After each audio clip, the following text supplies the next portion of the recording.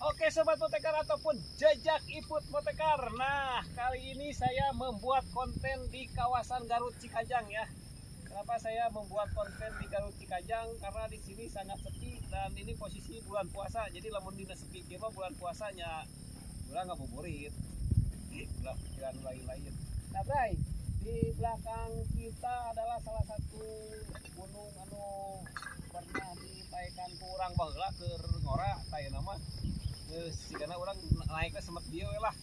Jadi itu teh gunung baheula pernah ditaikkan ngaranna teh Gunung Cipurai. Gunung Cipurai. Jadi orang pernah naik kadinya. Tah ieu nama urang geus teu sanggup naik. Jadi orang nyieun kontenna di dieu we saeutik. Jadi teu samantara mah kontenna sakitu-kituna.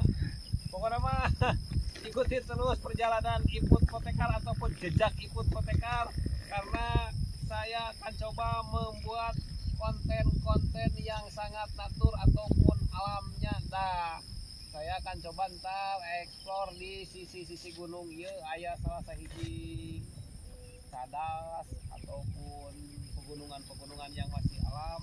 Pokoknya mah urang ieu ngawakilan maraneh anu teu bisa datang ulin kos urang. Nah, jadi maraneh mah mun hayang ulin tinggal ningali video urang sakitu bray ceuk urang mah. Jadi